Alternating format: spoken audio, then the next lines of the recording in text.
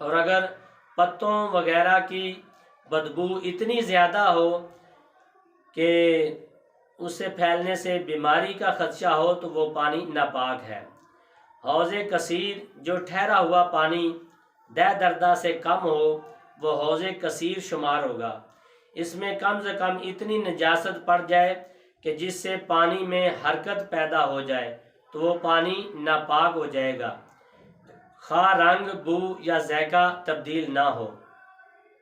محترم سامعین، مستعمل پانی جو ہے اگر بے وضو شخص کا خشک ہاتھ یا انگلی کا پورا یا ناخن یا بدن کا کوئی بھی حصہ، وضو کا کوئی حصہ بھی جو ابھی نہ دھویا ہو، جنبی ہو، انسان پلیت ہو، تمام بدن کا کوئی حصہ جان بوجھ کر بھول کر پانی میں یا پانی کے ڈول میں اس نے بالٹی، ٹپ یا دیجگے وغیرہ میں ڈال دیا تو پانی سارے کا سارا مستعمل ہو جائے گا۔ حدیث شریف میں آتا ہے، پیارے آقا صلی اللہ علیہ وسلم نے فرمایا، جب کوئی نیند سے بیدار ہو تب تک برتن میں ہاتھ نہ ڈالے جب تک کہ اپنے ہاتھ 3 بار نہ دھو لے، کیونکہ اس کو نہیں معلوم کہ نیند میں اس کا ہاتھ کہاں سے کہاں گیا۔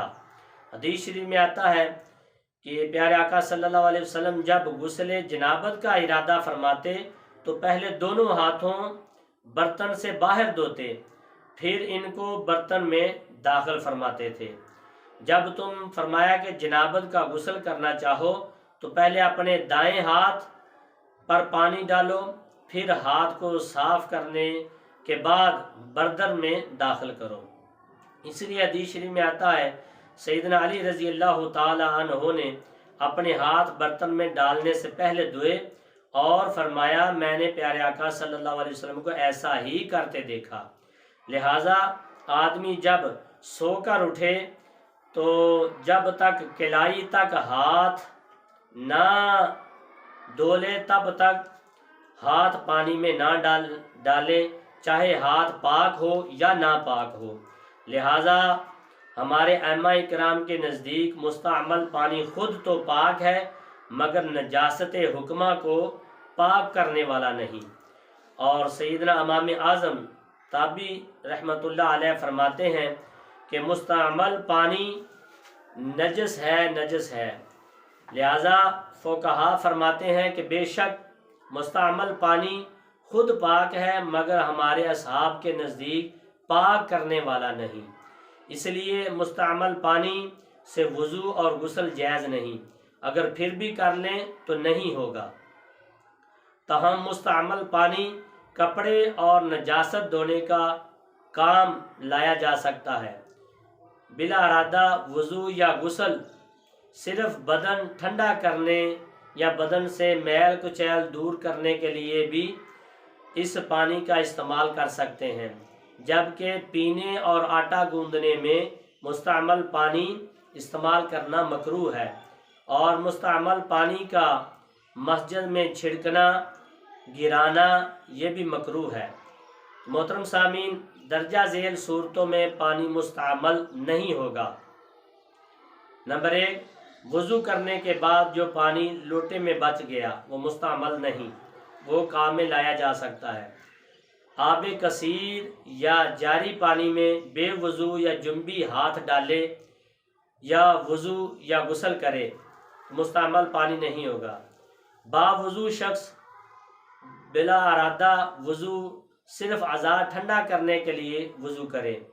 غسل فرض نہ تھا مگر آپ نے اعضاء وضو کے علاوہ اعضاء پیٹھ، ران، سینہ یا پیٹھ وغیرہ پر پانی ڈالا، وہ مستعمل نہیں ہوگا۔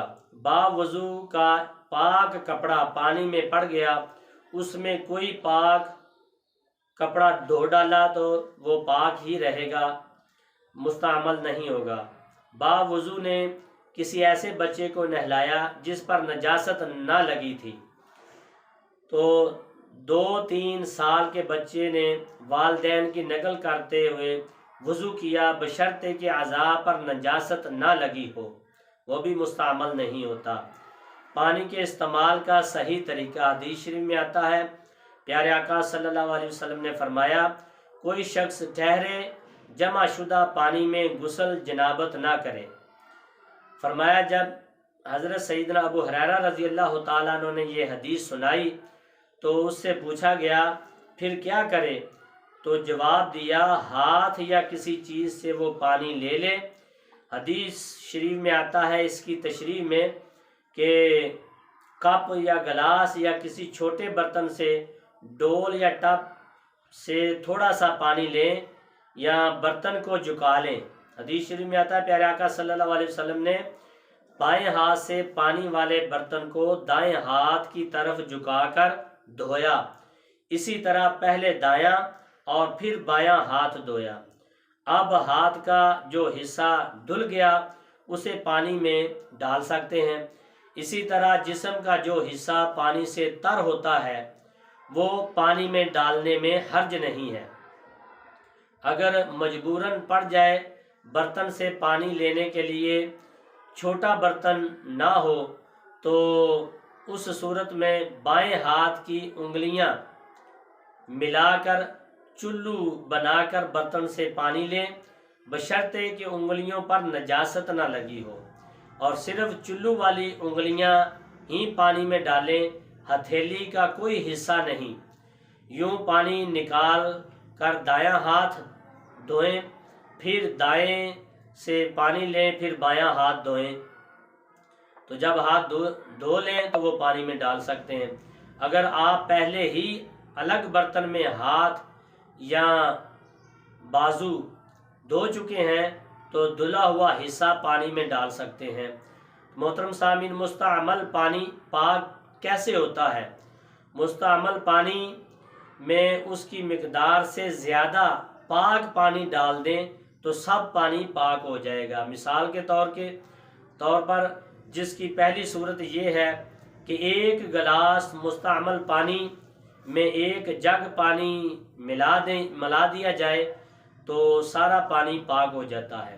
دوسری صورت میں مستعمل پانی والے برتن میں ٹوٹی ٹب وغیرہ سے انتہائی پانی مزید ڈالے جائیں اور برتن سے پانی باہر جو ہے وہ بہنے لگے تو ان صورتوں میں تمام پانی پاک ہو جائے گا۔ وضو اور غسل کے لیے یہ قابل غور ہو جائے گا، قابل استعمال ہو جائے گا۔